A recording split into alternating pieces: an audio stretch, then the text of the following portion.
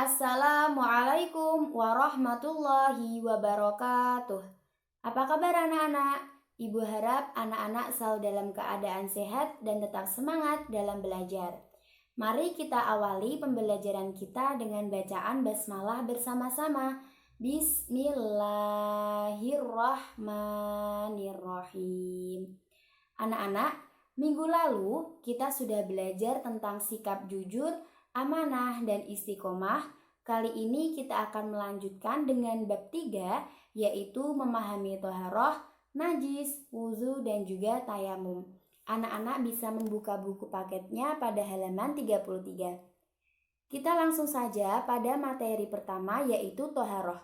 Ada yang sudah tahu pengertian dari toharoh? Nah, pengertian toharoh adalah bersuci baik dari najis maupun dari hadas. Di sini ada hadis, yaitu at-tahuru syatrul iman, yang artinya kebersihan itu sebagian daripada iman. Toharoh ini memiliki dua macam. Yang pertama toharoh dari najis, dan yang kedua toharoh dari hadas. Kita ulas dengan toharoh dari najis dahulu. Najis adalah kotoran yang menjadi sebab terhalangnya seseorang untuk beribadah kepada Allah Subhanahu wa Ta'ala. Najis ini memiliki 3 macam. Yang pertama ada najis mukhafafah, najis mutawasitoh, dan juga najis mughaladoh. Apa sih Bu najis mukhafafah itu? Jadi najis mukhafafah yaitu najis yang ringan. Di sini dicontohkan pada air seni bagi laki-laki yang belum berumur 2 tahun dan hanya minum ASI. Kemudian selanjutnya najis mutawasitoh yaitu najis pertengahan. Ibu contohkan dengan darah, nanah, air seni, dan lain sebagainya. Dan yang terakhir ada najis mughaladoh yaitu najis yang berat. Di sini bersumber pada hewan anjing dan juga hewan babi. Kemudian bagaimana sih Bu cara untuk mensucikan najis itu? Ya, yang pertama ada najis mukhafafah. Kita cukup dengan memercikkan atau mengusap air yang suci pada permukaan yang terkena najis. Dan yang kedua, najis mutawasitoh ini caranya cukup dengan mengalirkan air yang suci pada benda yang terkena najis. Dan yang ketiga, najis mughaladoh yaitu membasuh atau mengalirkan sebanyak 7 kali. 1 kali diantaranya menggunakan air yang dicampur dengan tanah. Seperti itu. Selanjutnya ada toharoh dari hadas. Pengertian hadas adalah keadaan tidak suci pada diri seorang muslim yang menyebabkan ia tidak boleh beribadah. Ibadah ini contohnya seperti sholat, tawaf, membaca Al-Quran, dan lain sebagainya. Nah, macam-macam dari hadas itu ada 2, yaitu hadas kecil dan hadas besar. Contoh dari hadas kecil ini seperti kentut, tidur, memegang kulit dengan yang bukan muhrim, menyentuh kubul dan dubur dengan telapak tangan. Dan yang kedua, hadas besar. Ini contohnya seperti berhubungan suami istri, keluarnya mani, haid, melahirkan, nifas, dan juga meninggal dunia. Itu adalah contoh dari hadas kecil dan juga hadas besar. Nah, cara mensucikan hadas ini yang pertama hadas kecil. Cara mensucikannya itu dengan berwudu. Kalau tidak ada air bisa dengan tayamum. Kemudian hadas besar ini cara mensucikannya dengan mandi wajib, yaitu membasahi seluruh tubuh dari ujung rambut hingga ujung kaki. Kemudian kita ada pada materi selanjutnya yaitu tentang wudu. Kita ulas wudu. Nah, pengertian wudu yaitu cara bersuci untuk menghilangkan hadas kecil. Nah, di sini juga ada tata cara wudu. Yang pertama pasti ada niat. Nah, di sini kita baca bersama-sama ya niatnya. Bismillahirrahmanirrahim. Nawaitul wudu'a li raf'il hadatsil asghari fardhon lillahi ta'ala. Kemudian disunahkan untuk mencuci kedua telapak tangan, berkumur, dan juga membersihkan lubang hidung.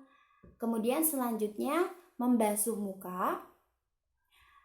Membasuh kedua tangan sampai siku, dari tangan sampai siku. Kemudian mengusap kepala ya atau rambut. Disunahkan untuk membasuh telinga,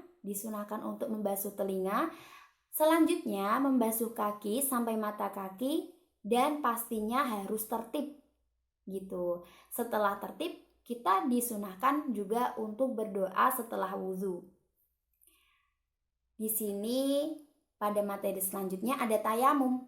Ada yang masih ingat tayamum itu apa?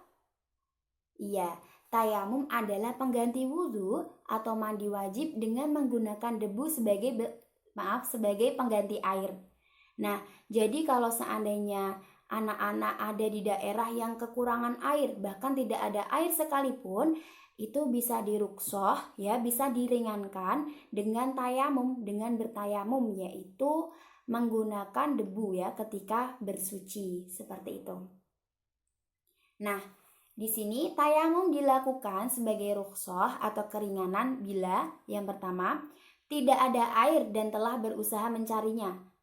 Dan yang kedua, berhalangan menggunakan air. Contohnya seperti sakit. Kalau sakit kulit biasanya ada ya yang tidak boleh menggunakan air gitu ya. Tidak boleh berwudu atau tidak boleh mandi dengan air.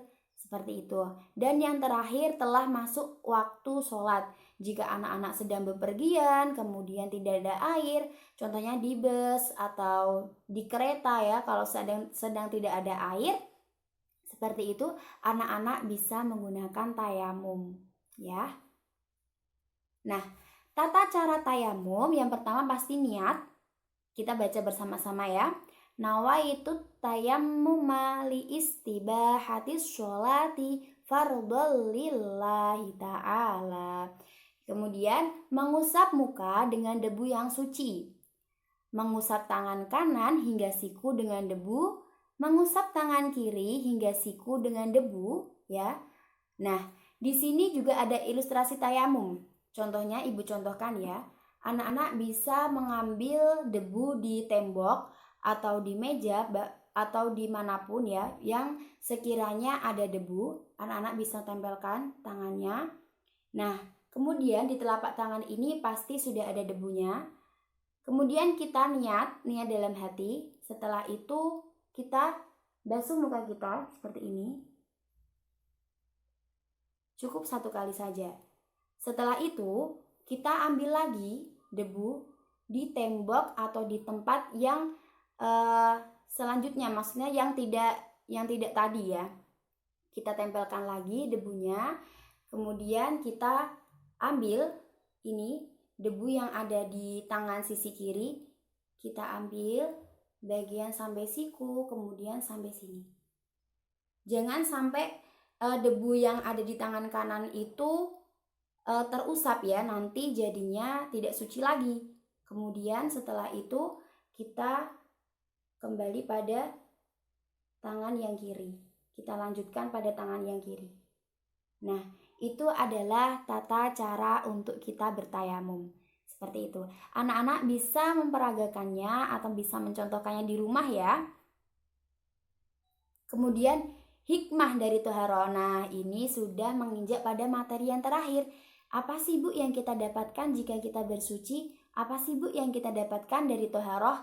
Nah, toharoh ini ada hikmahnya. Yang pertama, terhindar dari segala macam penyakit. Karena biasanya penyakit itu kan sumbernya dari apa? Dari kuman dan juga kotoran, ya kan? Kemudian Rasulullah juga bersabda bahwa orang yang selalu menjaga wudhu akan bersinar wajahnya kelak saat dibangkitkan dari kubur. Kemudian hikmah toharoh yang selanjutnya yaitu sarana kita untuk mendekatkan diri kepada Allah Subhanahu wa Ta'ala. Selanjutnya Rasulullah pun menegaskan bahwa kebersihan itu sebagian daripada iman. Tadi sudah ada hadisnya ya. Kemudian yang terakhir, kebersihan akan membuat kita menjalani hidup dengan lebih nyaman. Pastinya kalau seandainya kita beraktivitas, itu pasti kita lebih suka dengan badan kita yang bersih, pakaian kita yang bersih, tempat kita yang bersih, seperti itu. Nah, anak-anak, mungkin cukup sekian yang dapat Ibu sampaikan. Terima kasih sudah mengikuti pembelajaran kita pada pagi hari ini. Ibu guru harap anak-anak selalu semangat ya dalam belajarnya meskipun dalam keadaan daring seperti ini. Bagi anak-anak yang mungkin kurang paham, anak-anak bisa menanyakannya lewat lewat chat WhatsApp atau lewat grup bisa ya. Baik, Ibu cukupkan sekian. Wassalamualaikum warahmatullahi wabarakatuh.